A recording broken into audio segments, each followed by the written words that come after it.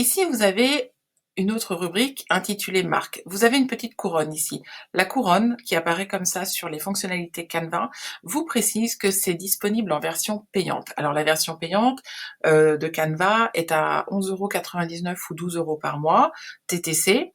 Donc si je clique sur cet espace marque, c'est l'endroit qui va vous permettre de personnaliser votre espace de travail. Vous voyez, lorsque je clique dessus, il m'ouvre une nouvelle fenêtre avec pour titre Identité visuelle.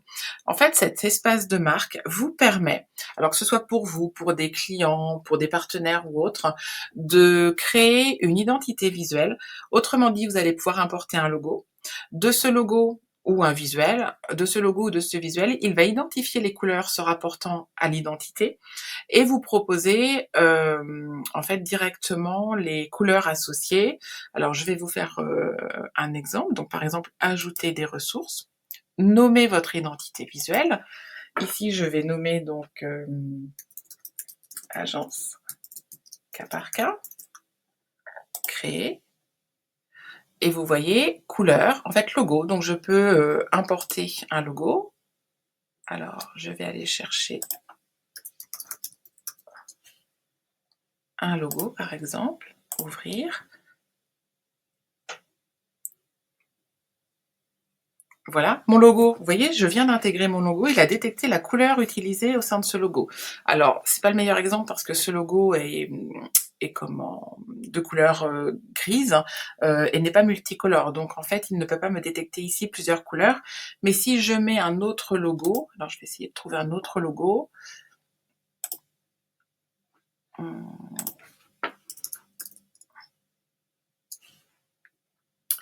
Si je prends par exemple celui-ci, vous voyez, je viens d'importer un logo. Et là, on peut voir qu'il a détecté les deux couleurs, alors en code hexa, les deux couleurs correspondant au logo que je viens d'importer. Vous pouvez également ajouter une palette en fait de couleurs et vous pouvez l'importer alors soit en code hexa, soit en valeur CMJN. Donc ce sont des codes colorimétriques, mais admettons que vous ayez une charte graphique existante, vous pouvez très bien donc prendre quelques minutes ici pour ajouter les différentes couleurs qui composent votre identité. Ce qui fait que lorsque vous allez travailler par la suite des supports, des visuels, ces couleurs seront préenregistrées dans votre palette d'outils composant le visuel et donc vous aurez forcément un support qui sera adapté à votre charte graphique. Alors, au-delà des couleurs, vous voyez, on peut aussi importer ou préciser certaines polices. Donc, pour les titres, les sous-titres, etc., etc.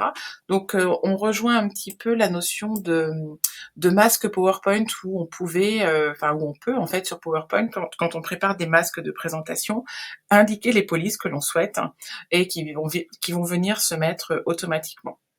Mais vous pouvez, au-delà des polices, également ajouter des voix de marque. Donc, si vous avez des voix en particulier sur des vidéos, etc., donc c'est tout à fait possible. Vous pouvez ajouter des photos, donc une banque d'images propre à votre entité, à votre entreprise, des illustrations, des icônes, voilà. En fait, d'avoir une vraie galerie liée à votre identité graphique et à votre charte graphique.